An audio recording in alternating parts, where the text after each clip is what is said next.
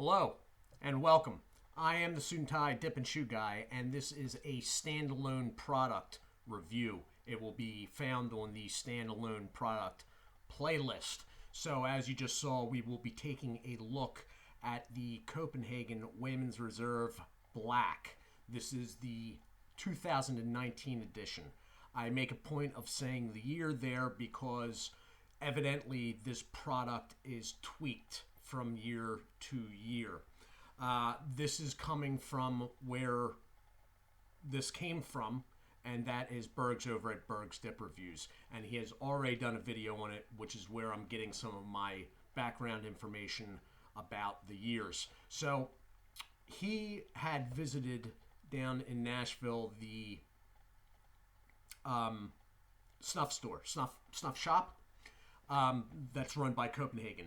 And that is the only place, to the best of my knowledge, that this is available this year. It is not in stores like it was, I believe it was 2017. I think that's the last time I had this product. Although it might have been 2016. If you know, leave it in the comments section. So, having watched Bergs do his video on this while he was still on the road, evidently they only this year made about 20,000 cans, and Bergs got a roll of them, and I got one out of the roll, which is this. It came in the mail the other day.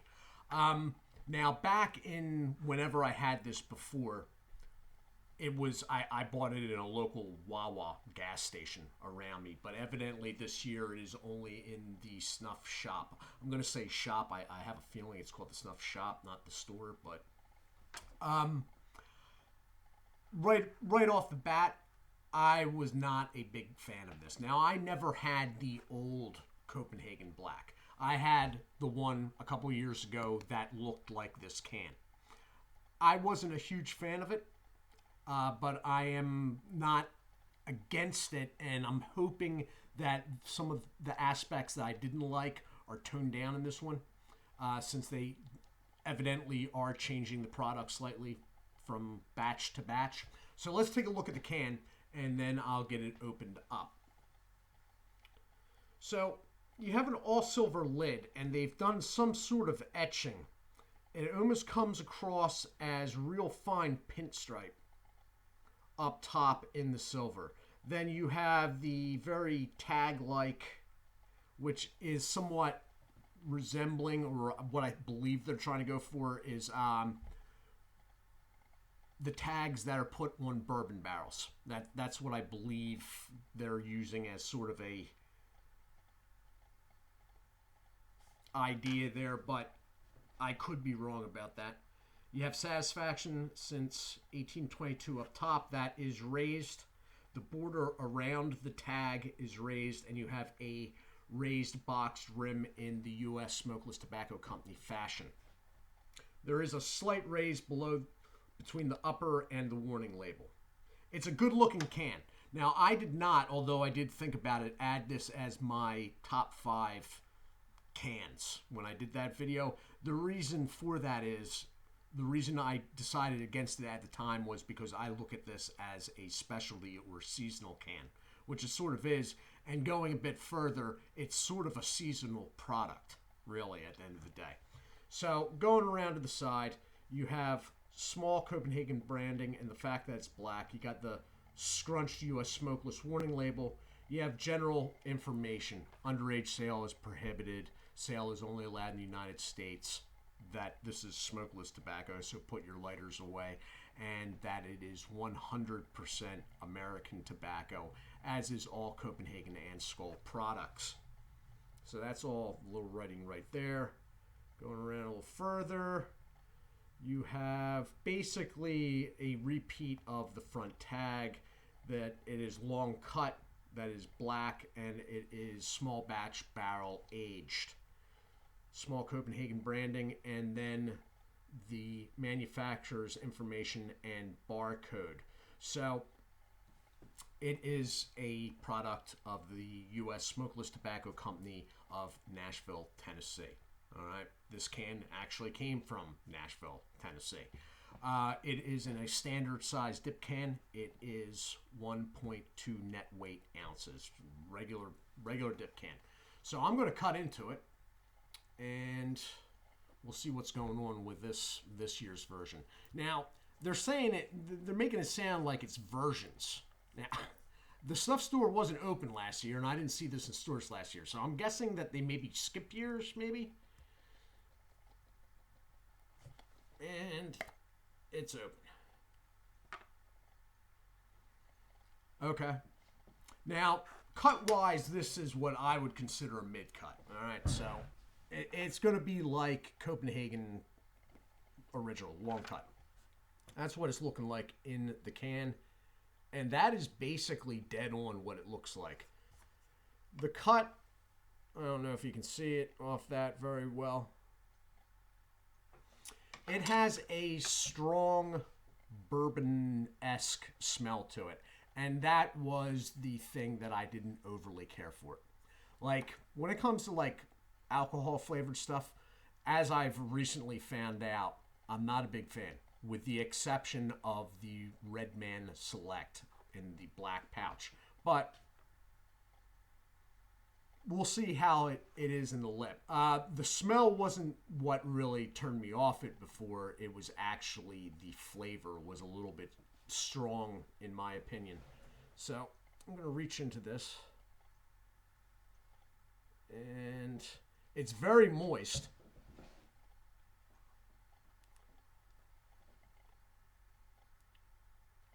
A little filler.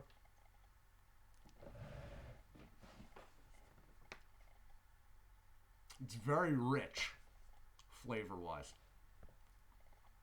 I'll be back in a moment. I gotta wipe off my hand here.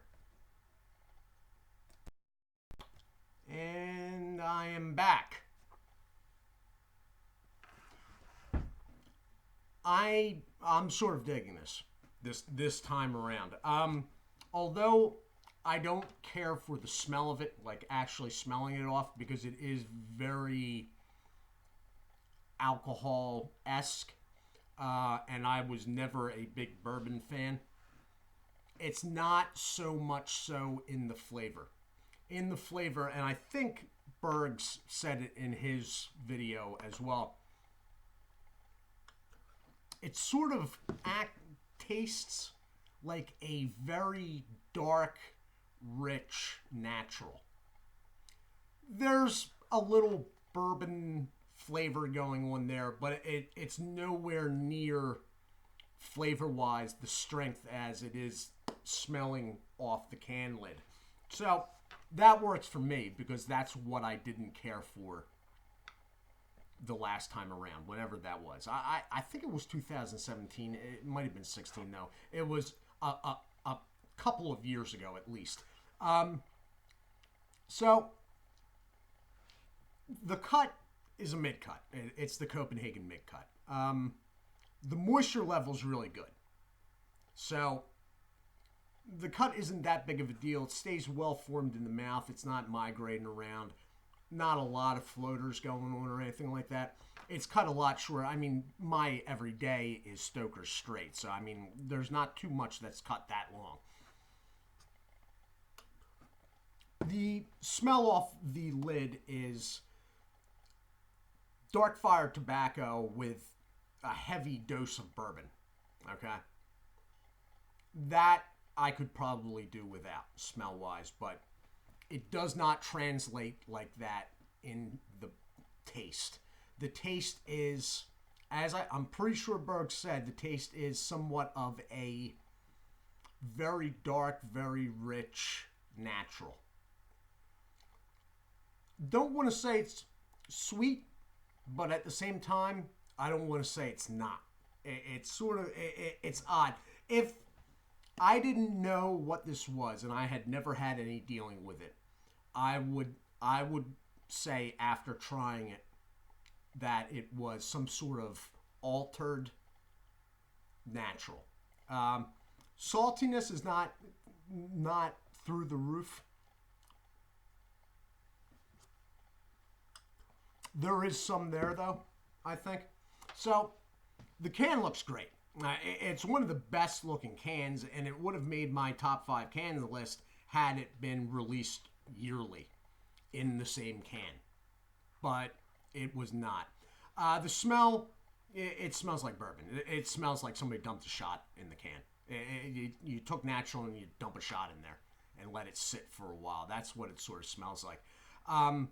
Flavor-wise, though, although there is a bourbon aspect to it, I don't find it as overbearing as the time I tried this before. I'll tell you the truth. Back then, I don't think I even finished the can. It was just too overblown. This, though, taste-wise, it seems like it's drawn in a little bit. Or maybe my tastes have changed. I mean, people's tastes do change slightly. You know, you let a couple years go by, you may want to retry things that you weren't overly keen on before, but they're borderline. You may like them now. Juices up well. Nicotine is definitely there.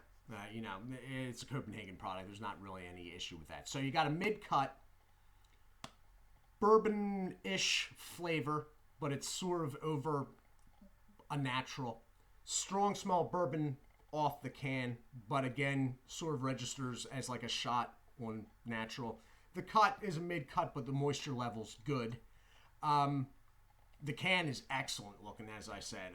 It's one of my favorite cans. That pinstripe etching they have on there, which may or may not be showing on this crappy camera, is really, really nice. It's a classy looking can. The whole production as well. Now, why they have not, from a couple years ago, released this in stores since, I do not know. But, you know, it would be nice. I think people would like it because people are constantly asking about this. Over on Reddit and whatnot, every fall people start asking, is Copenhagen Black coming back out? You know, I didn't go over it. It's on a standard U.S. smokeless guaranteed fresh stamp can. The sell-by date on this is March 22nd, 2020. And I have no idea if that's going to show, but I'll show you anyway. All in all, I will finish this can. I'm sort of digging it this time around. Maybe it's because they tweaked it. Maybe because my taste changed. Don't really know. But it's a nice product, nice presentation. It's a quality product in it. I mean, it wasn't a question of quality. Even if I didn't like it, this year's version, it's still a quality product. It's, you know, it's my own personal taste. So this has been the standalone product review of Copenhagen Wayman's Reserve Black, the 2019 batch. I am the Suit&Tie Dip and Chew Guy. I do hope you all are well. Do take care of yourselves, and God bless.